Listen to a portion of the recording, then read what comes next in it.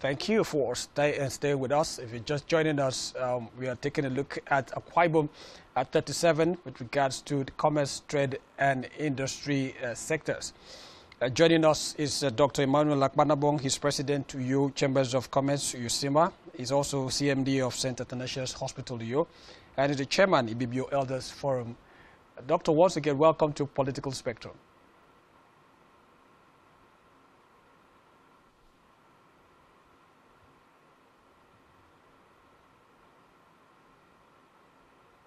Hello, Doctor.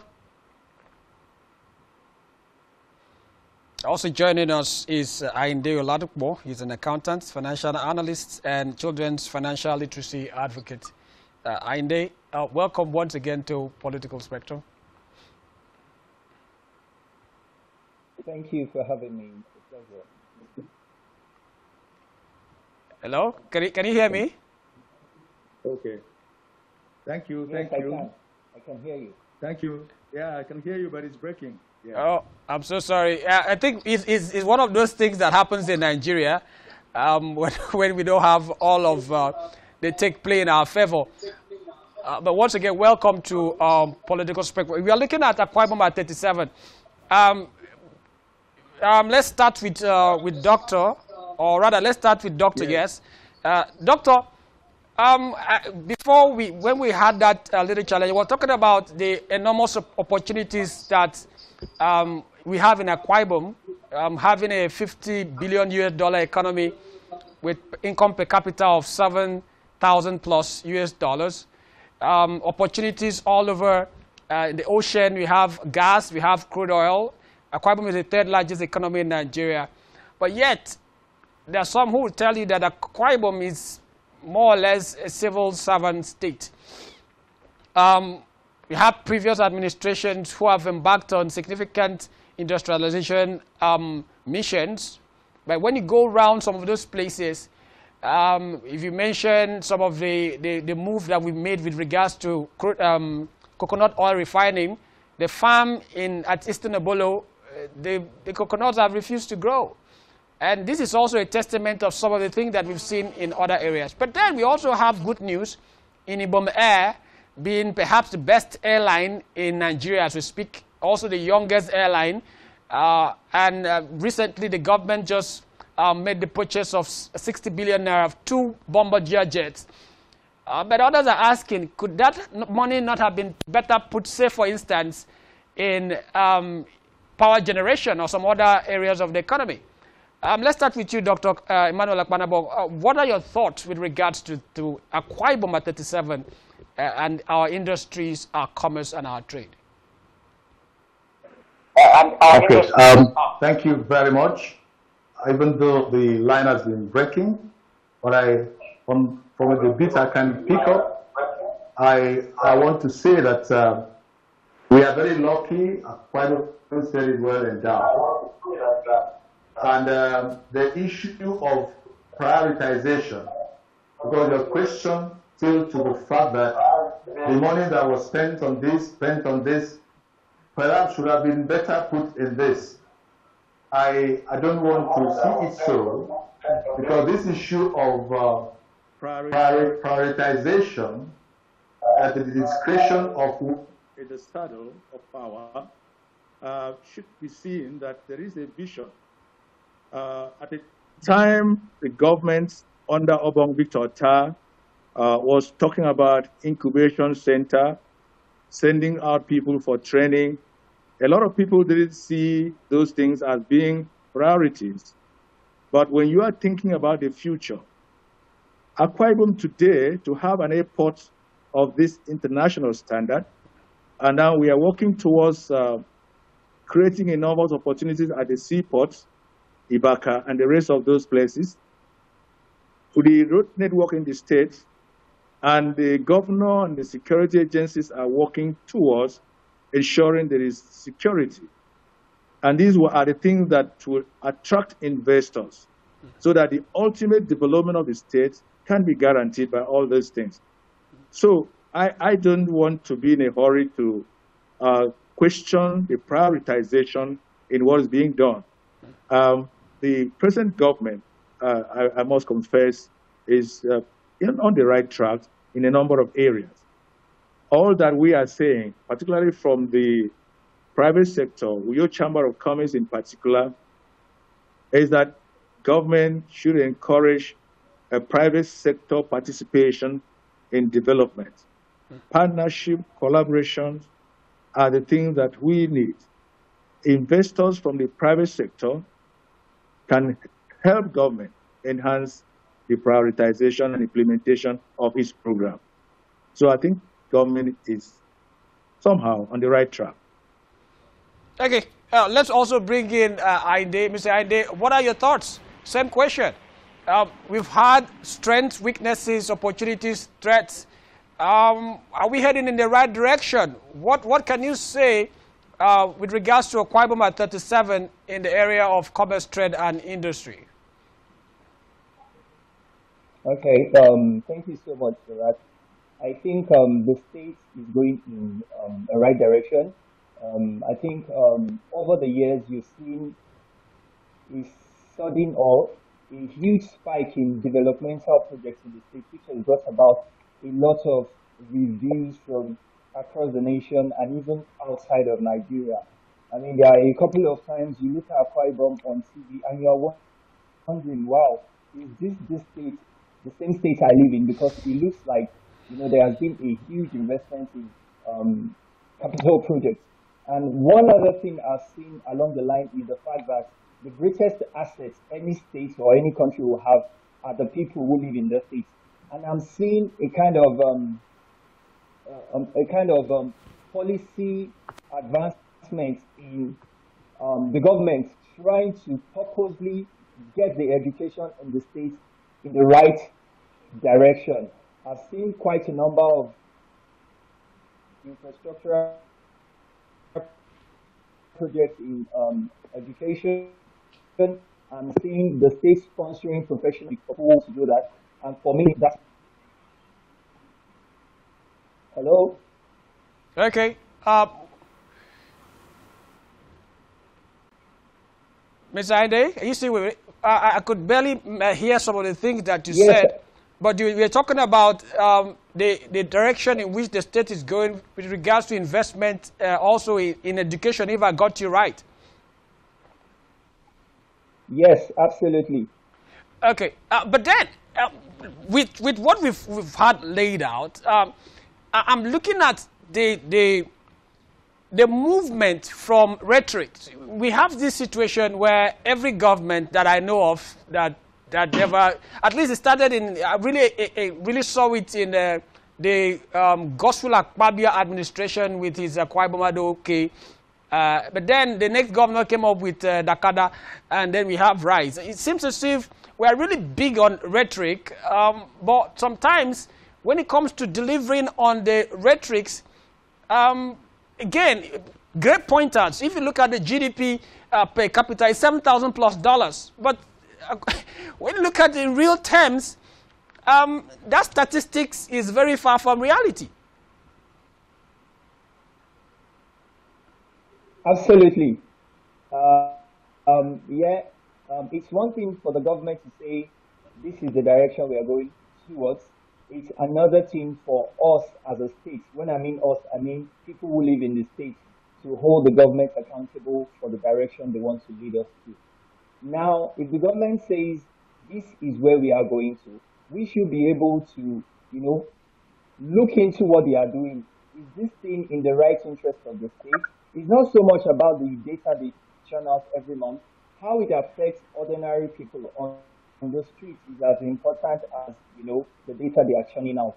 I was looking somewhere, I saw that unemployment in the state is about 45.2%, which looks really high to me. And those are the questions we need to ask. What are we doing towards things like that? Can you hear me? I can hear you. Go ahead. Go ahead and finish your thoughts. It's not so much. It's not so much about.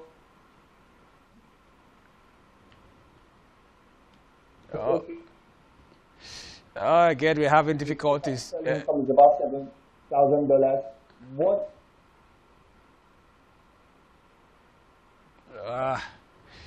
Good. I know he's trying to talk about the framework and of government translating some of these rhetorics into play, and he was talking about accountability. Let's bring Dr. Emmanuel Akwa. Doctor, with the little time that we could hear what Mr. Ande was saying, he raised the issue of accountability. Again, I'm going back to what played out in the previous administrations. Where, of course, we've had situations where when Godswill Akpabio came, he went on to complete the airport project, the Ibom 5-star hotel project, and quite a number of projects. But he did not also complete, say, for instance, the ICT park and quite a number of other projects, right?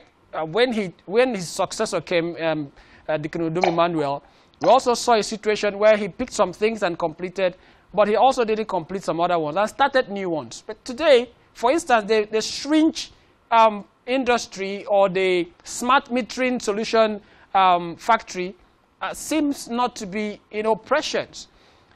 How do we hold previous administration or people accountable so that we can look back and say, okay, in the next 3 years, when Akwa Ibom is 40 years, we would have been able to accomplish all of these industrial strides that we embarked upon?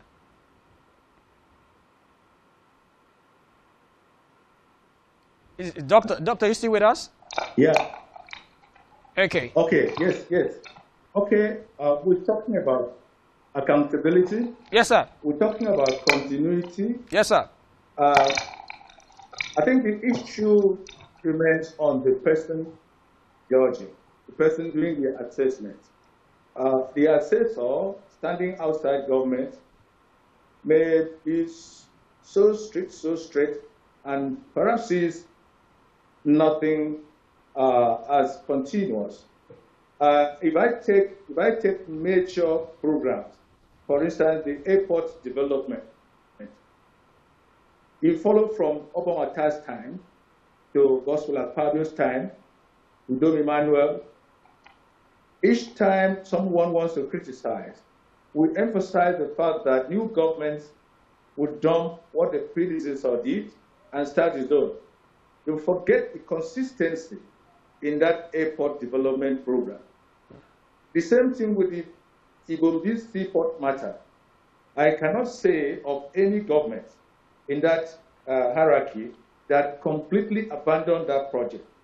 If you look closely, there have been teething problems, some legal problems, challenging the completion of that exercise. But the whole dream has been consistent. Coming to education as a social service program, even health, I can see continuity in activities. Even at a time in healthcare, at a time most of the general hospitals were unable to win accreditation for doctors to be trained as house officers, there has not been complete abandonment of the program. We do get close to find that a particular regime had series of issues, even up till now. So I wouldn't want to stay outside the saddle of power to judge and accuse a present government of abandoning a program. The terminologies in the slogan, ETOC syndrome, eliminate.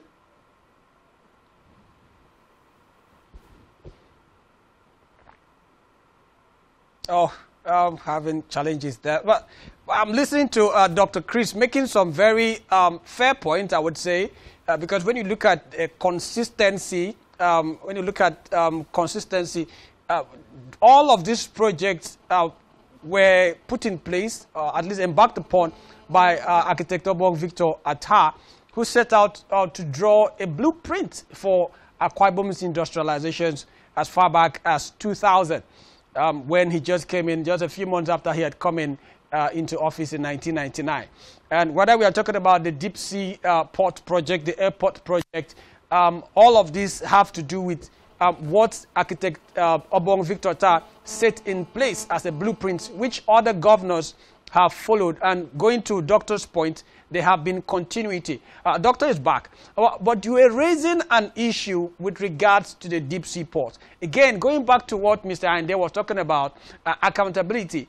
At some point, maybe you can educate us. At some point, we knew that the Ibom deep sea port was progressing. We had a location of the port. We knew, okay, from what government has done, they had, scaled through most of the milestones. It was just a matter of time. Then what we saw next was that there were rumors. The Oral Nation said they were moving it to Ibom. And then we had all of those things that played out. Some people began to say, maybe this is more political, and this has to do with perhaps pandering towards some people in Lagos, for instance, who are also trying to establish their own deep sea port, who felt perhaps allegedly threatened by the existence of Ibom deep sea port. Again, I'm asking that question. When we looked at what played out at Ibom deep sea port, doesn't that call for some accountability? Because up till today, we still do not know exactly what happened.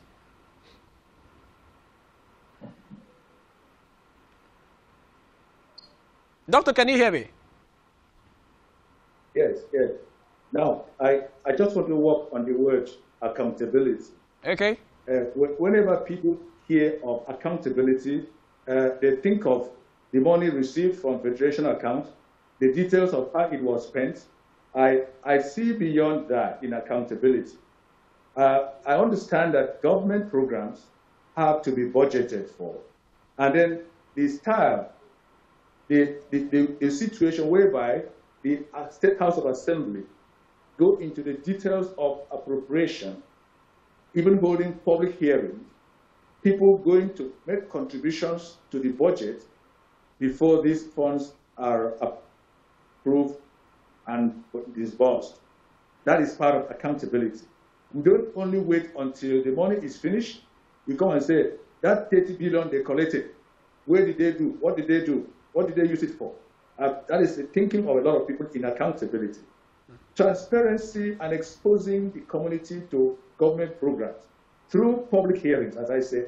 Even at the end of it, there is something they call Public Accounts Committee in the House of Assembly that would do the post-mortem analysis of the expenses of the previous years. All these are components of accountability. And if you look at the pressure on government for competing issues, calling for funds, social services, infrastructure, you sometimes know that the person on seat can be confused to start with, but I don't conclude that way. All I'm saying is that members of the public should, in the process of showing interest in the program of government, should look at the milestones, should look at the institutions where they should ask questions, where they should contribute, and particularly hammer on the House of Assembly, looking at appropriation. Now, this issue of money coming in and money spent, not passing through appropriation process, that is where I always have questions. I'm not talking about security votes, but major programs. But again, one must understand where maybe donor agencies or investors that came in midway, which is not a direct program of government, one should be able to separate that from the actual programs and budgets of government.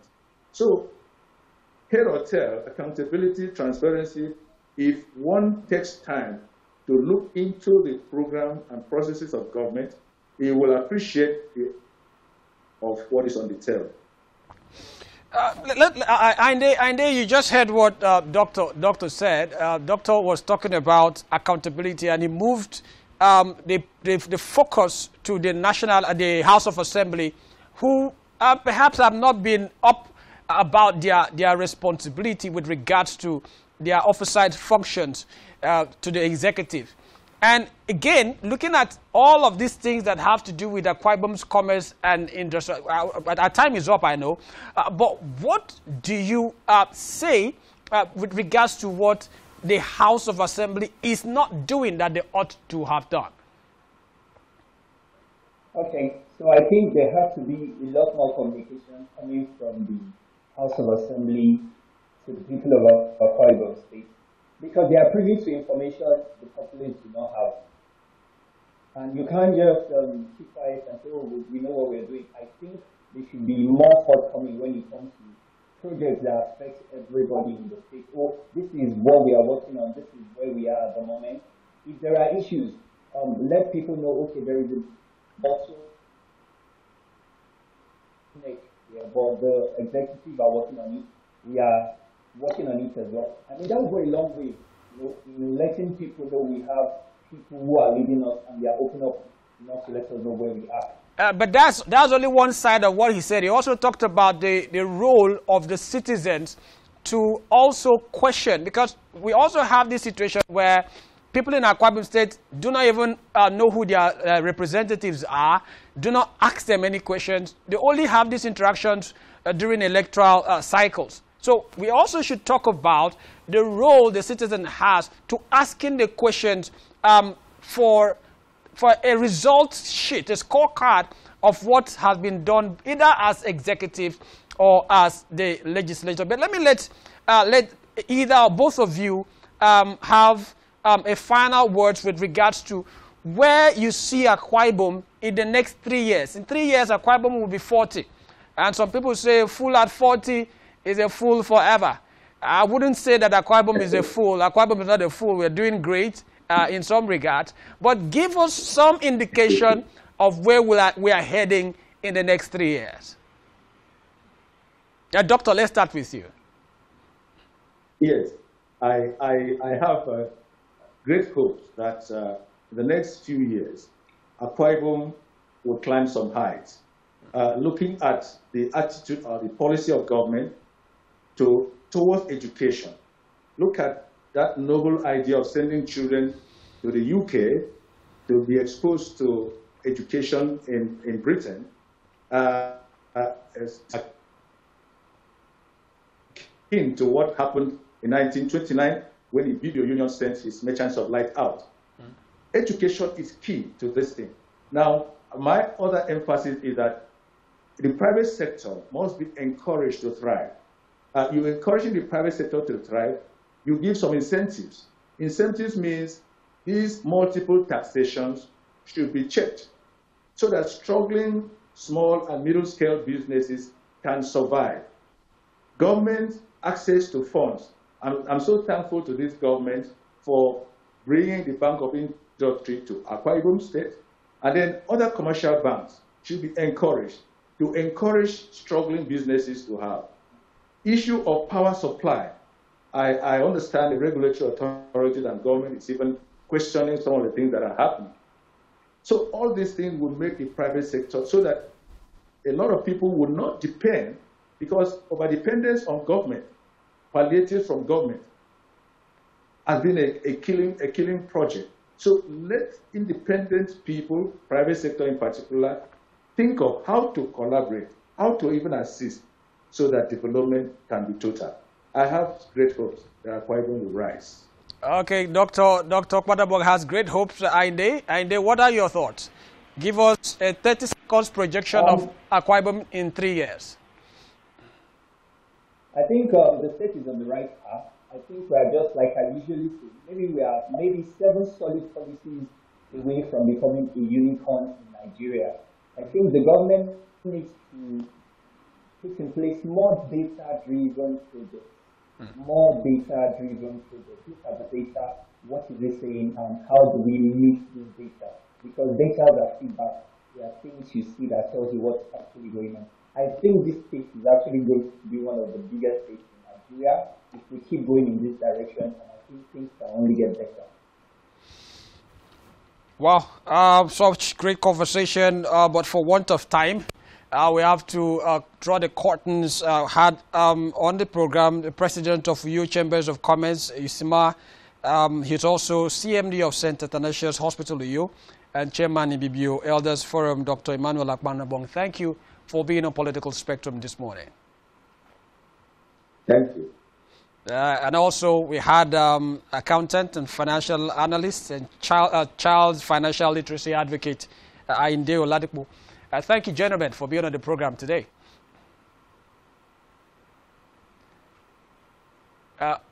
Thank you. It's a pleasure. Quite a number of things we've left unattended to. I'm certain to bring both of you back to finish this conversation. So many things that we need to talk about, the Ibom Deep Sea project and a number of other projects. But from us, we have to draw the curtain so that they won't chase us out of here. Thank you, gentlemen. So this is how far we can go today. Tomorrow we'll continue the series on Akwa Ibom 37, while also looking at other national issues. But from us, it's a very, very warm appreciation for being on the program today. Join us, of course, again tomorrow.